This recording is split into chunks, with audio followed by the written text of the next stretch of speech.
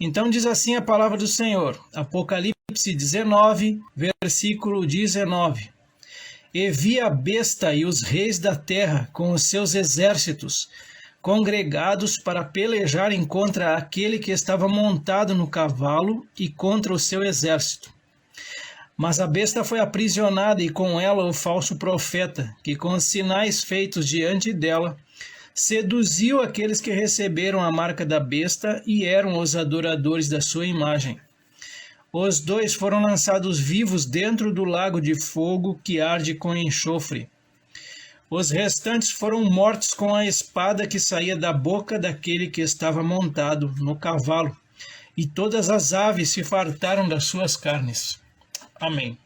Apocalipse 19, 19. E vi a besta e os reis da terra com os seus exércitos, congregados para pelejarem contra aquele que estava montado no cavalo e contra o seu exército. Então, começando com os comentaristas, bem no cabeçalho da nossa tela, a vitória de Cristo sobre as bestas e os demais opositores. A vitória de Cristo sobre a besta e sobre o falso profeta será precedida de uma grande celebração da vitória. A expressão aleluia, que aparece 4 vezes, lá em Apocalipse 19, 1 ao 6, é um convite a toda a terra para festejar 2 eventos: a destruição da grande prostituta e o surgimento da esposa do Cordeiro. Então aqui a ceia será reunida em Israel. A ceia serão os exércitos do anticristo, o exército de Gog. A besta e os reis da terra com os seus exércitos. Vamos para os textos bíblicos. Então, a besta e os reis da terra com os seus exércitos. Ezequiel 38, 9. Gog invadirá Israel. Então subirás, virás como tempestade, far-te-ás como nuvem que cobre a terra. Tu, Gog, anticristo, e todas as tuas tropas, e muitos povos contigo. Ezequiel 38, ainda, versículos 15 e 16. Virás, pois, do teu lugar, dos lados do norte, tu e muitos povos contigo, montados todos a cavalo, grande multidão e poderoso exército, e subirás contra o meu povo de Israel como nuvem, para cobrir a terra. Nos últimos dias hei de trazer-te contra a minha terra, para que as nações me conheçam a mim, quando eu tiver vindicado a minha santidade em ti, ó Gog, perante elas. O julgamento da besta, ela reunirá a excelência, tanto em artilharia quanto em recursos humanos e espirituais, para guerrear contra Cristo. Como o rei de Tiro, ela pensará que se tornou como Deus e, quem sabe, até mais poderosa do que o Altíssimo, e que poderá destituí-lo e assentar-se no seu trono. Mas a derrota dela será amarga e definitiva. Será presa e lançada no lago de fogo e enxofre. E vi a besta. João viu o anticristo liderando esse exército poderoso. Esse é o homem do pecado que Paulo mencionou em 2 Tessalonicenses capítulo 2. E os reis da terra e os seus exércitos, refere-se a todos os que o anticristo conseguiu que se juntassem a ele. Isso inclui os reis do Oriente de Apocalipse 16, 12. Reunidos para fazerem guerra contra aquele que estava sentado sobre o cavalo e ao seu exército, refere-se a Cristo e ao grande exército do céu que está com ele. Como já dito, essa é a batalha do Armagedon. Dos comentaristas, vamos pegar alguns textos bíblicos também para deixar registrado. Voltamos a Ezequiel capítulo 39, ainda sobre a invasão de Gog a Israel. O subtítulo é o mesmo anterior, a besta e os reis da terra com os seus exércitos.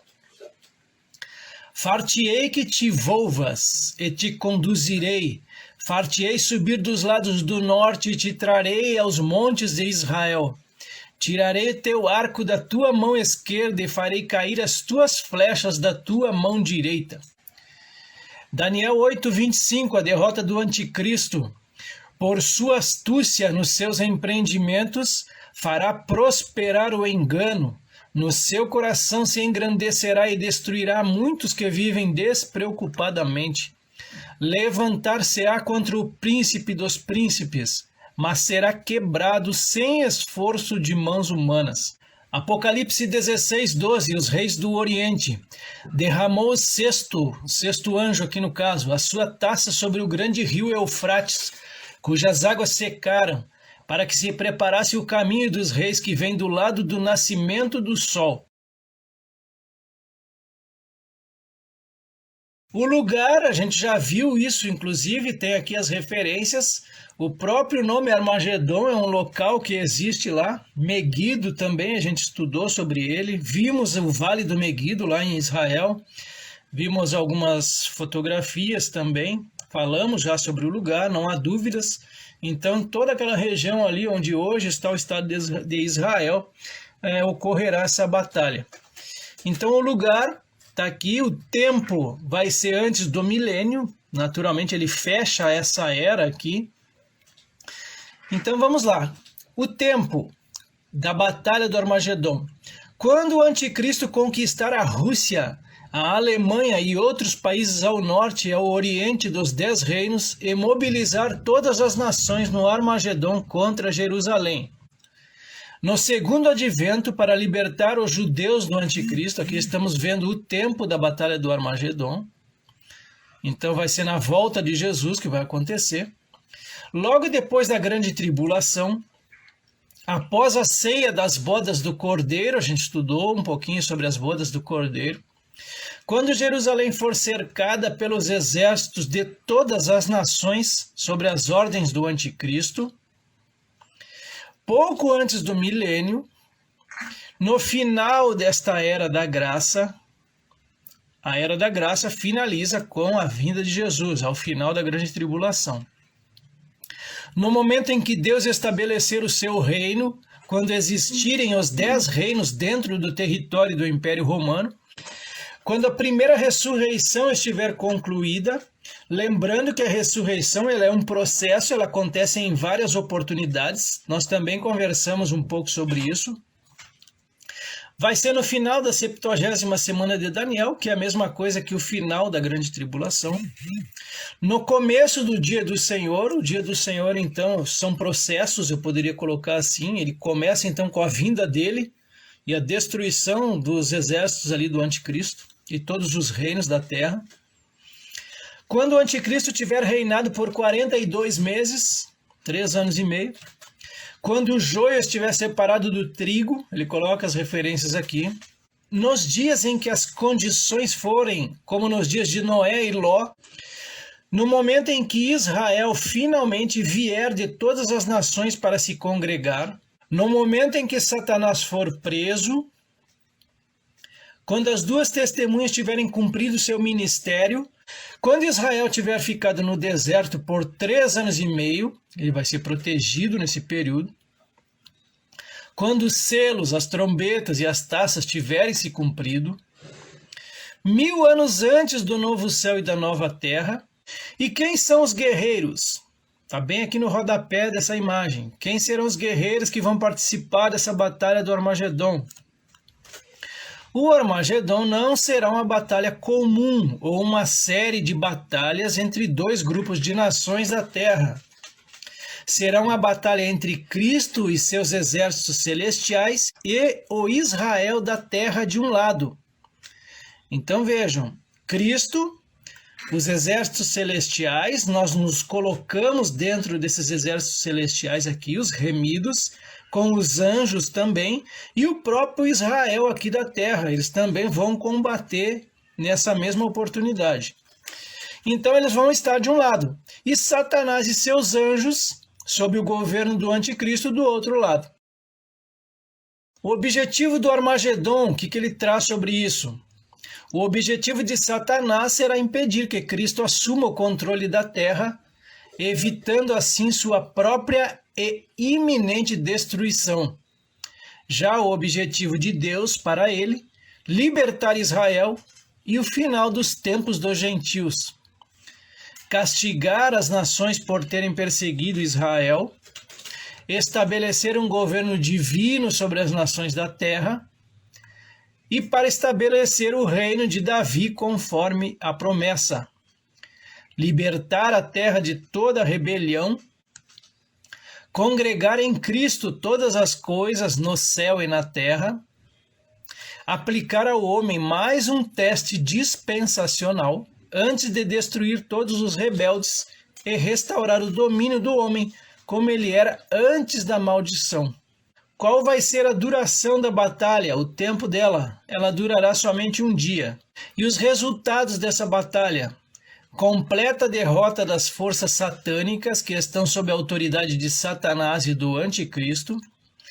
Todos os exércitos da terra destruídos, exceto uma sexta parte.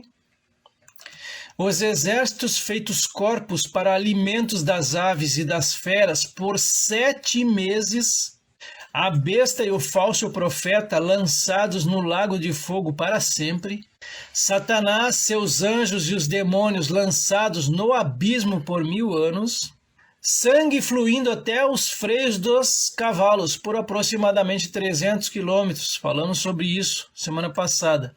E Israel libertado e vingado, e o reino eterno de Deus estabelecido. Apocalipse 19, 20. Mas a besta foi aprisionada, e com ela o falso profeta, que com os sinais feitos diante dela seduziu aqueles que receberam a marca da besta e eram os adoradores da sua imagem. Os dois foram lançados vivos dentro do lago de fogo que arde com enxofre. A ceia sacrificada e comida são os exércitos ali do anticristo. Comentário à nossa esquerda da tela. O julgamento em estudo nas letras não inclui os seguidores da besta e do falso profeta. Os aliados e seguidores serão abatidos pelo resplendor da vinda de Cristo e pelo sopro de sua boca, enquanto que os dois líderes serão presos e imediatamente lançados no lago de fogo. Alguns advogam que o julgamento diferenciado das duas bestas deve-se ao fato de que não serão seres humanos comuns, mas uma mescla da natureza humana com a natureza dos demônios, que são imortais. Nada podemos afirmar sobre isso, somente que os critérios de Deus são justos e justificáveis. À direita da nossa tela, mais um comentário. E a besta foi presa, e com ela o falso profeta que tinha feito os sinais diante dela. Refere-se a ambos caindo na batalha do Armagedon, com os quais tinha enganado os que receberam o sinal da besta e adoraram a sua imagem. Fala da arma principal de Satanás, que é o engano. Estes dois foram lançados vivos no ardente lago de fogo e de enxofre. Esse é o destino do anticristo e do falso profeta e de todos os que o seguem. Então está aqui o subtítulo para as referências bíblicas, a condenação eterna do anticristo e do falso profeta. Daniel 7,11. Então estive olhando por causa da voz das insolentes palavras que o chifre proferia. Estive olhando e vi que o animal foi morto e o seu corpo desfeito e entregue para ser queimado. Daniel 7 também, versículo 26, mas depois se assentará o tribunal para lhe tirar o domínio, para o destruir e o consumir até ao fim. 2 Tessalonicenses 2,8, a derrota do anticristo e de seus exércitos. E então será revelado o iníquo, a quem o Senhor desfará pelo assopro da sua boca e aniquilará pelo esplendor da sua vinda. Mais um comentário ainda dentro desse versículo, versículo 20. Estes dois foram lançados vivos no lago de fogo. O anticristo e o falso profeta serão dois homens mortais que serão mortos no Armagedon. O corpo deles será ressuscitado e lançado no inferno eterno. Eles e as nações lascivas estarão na segunda ressurreição, que, como a primeira, tem várias partes e compreende um período de tempo. Isto será a primeira parte da segunda ressurreição antes do milênio. O restante dos mortos completarão a segunda ressurreição após o milênio. Outros agentes que serão condenados eternamente Apocalipse 14, 9 ao 10. Seguiu-se a estes outro anjo, o terceiro, dizendo em grande voz: se alguém adora a besta e a sua imagem, e recebe a sua marca na fronte ou sobre a mão, também esse beberá do vinho da cólera de Deus, preparado sem mistura do cálice da sua ira, e será atormentado com fogo e enxofre diante dos santos anjos e na presença do Cordeiro.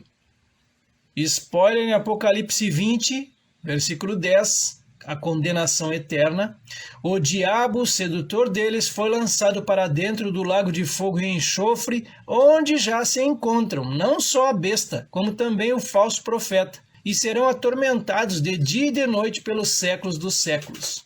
Apocalipse 20, também outro spoiler, versículos 14 e 15.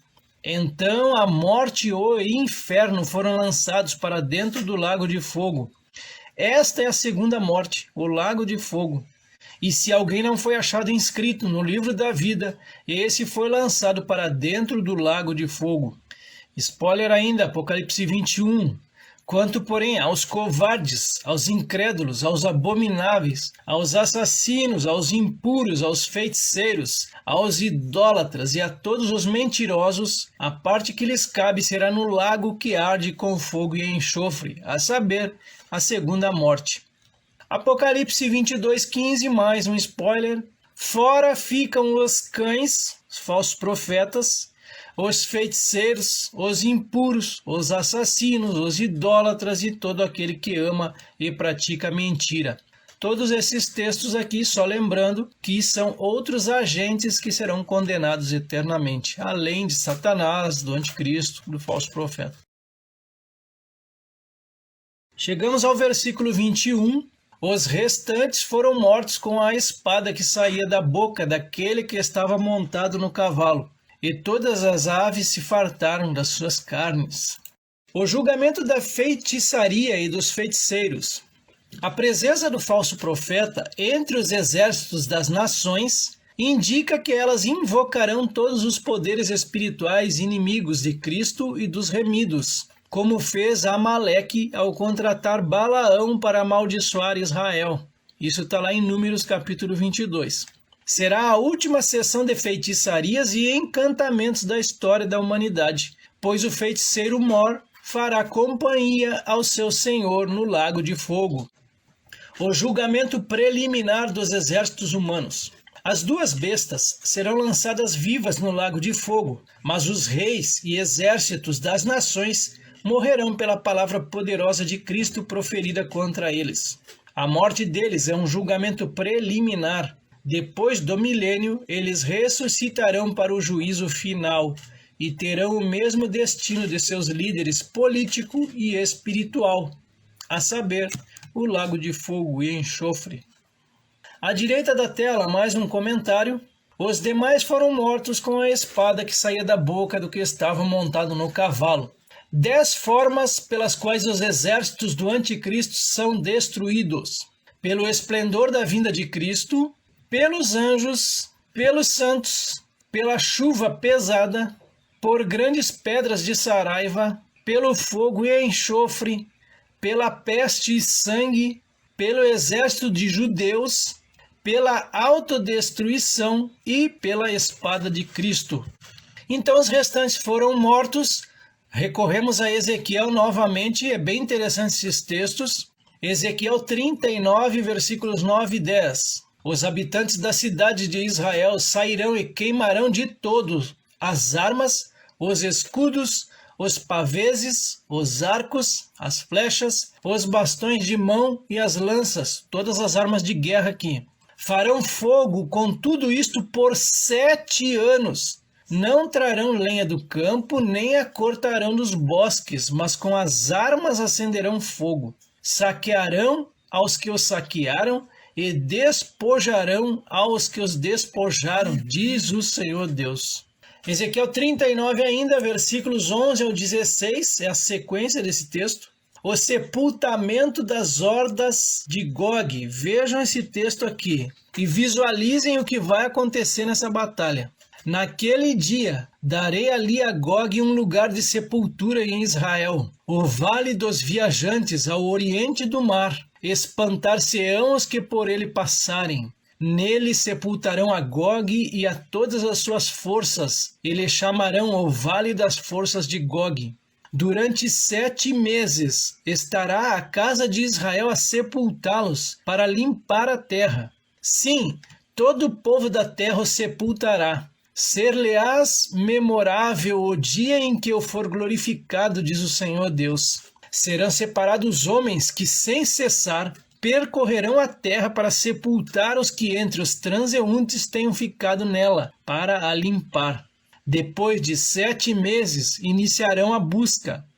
Ao percorrerem eles a terra, a qual atravessarão, em vendo algum deles o osso de algum homem, porá ao lado um sinal, até que os enterradores o sepultem no vale das forças de Gog.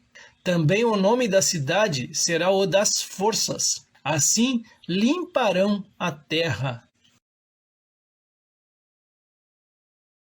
Mais um comentário. Os demais foram mortos com a espada que saía da boca do que estava sentado sobre o cavalo. O Senhor Jesus dará a palavra na batalha do Armagedon, e o que ele disser acontecerá.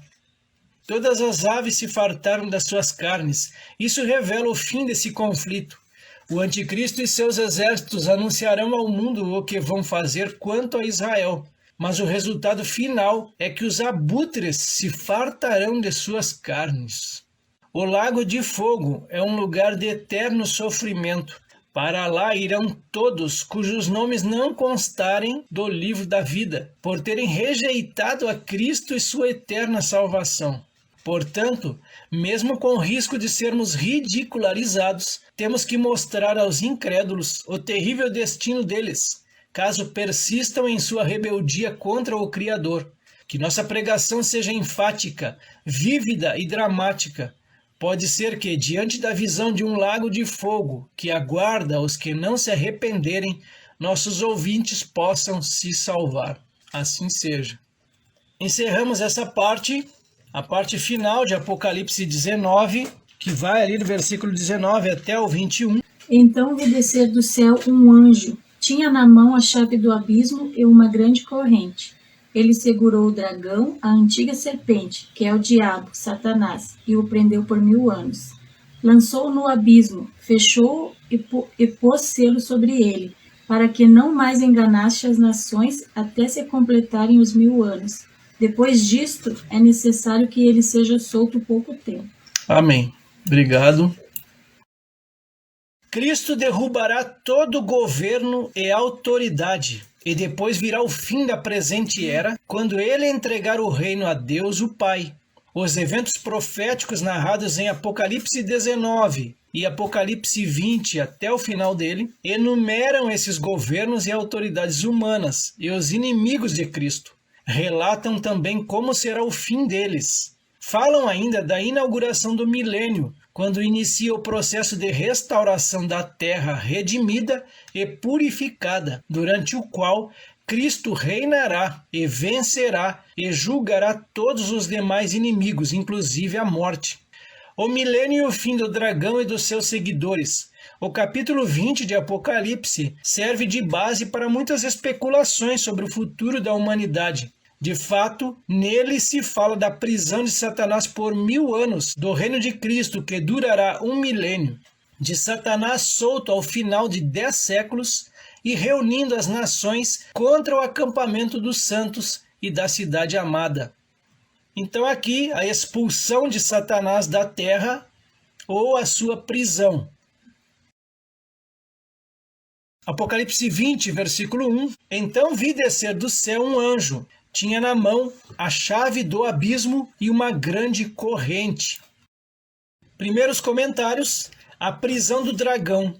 Um anjo descerá do céu e prenderá Satanás para que ele não engane e perturbe as nações que sobreviverem ao derramamento das 7 taças da ira de Deus. O propósito do milênio será provar a capacidade humana. Satanás estando preso, o homem não terá desculpas em dizer que Satanás o tentou. Deus provará que, mesmo governando em presença e Satanás estando preso, ainda assim o homem é inclinado a pecar. Desceu do céu um anjo, deixo apenas os registros bíblicos, e esse abismo, a gente falou já sobre ele, provavelmente seja o mesmo. 2 Pedro 2, versículo 4, o justo castigo de Deus. Ora, se Deus não poupou anjos quando pecaram, antes, precipitando-os no inferno, os entregou a abismo de trevas, reservando-os para juízo. Judas, versículo 6, a punição divina. E há anjos, os que não guardaram o seu estado original, mas abandonaram o seu próprio domicílio, ele tem guardado sob trevas, em algemas eternas, para o juízo do grande dia. Apocalipse 12 mostra o poderoso dragão lutando contra Miguel e seus poderosos anjos. Derrotado no céu e expulso para a terra, o dragão persegue covardemente a mulher e o resto da sua descendência. Em Apocalipse 20, do versículo 1 ao 3, um anjo, sozinho e anônimo, desce do céu e acorrenta o dragão e o lança no abismo. Em Apocalipse 20, versículo 10, vamos estudar ainda, nos é dito que ele foi lançado no lago de fogo e enxofre. O que você acabou de ler é um resumo da carreira descendente de Satanás.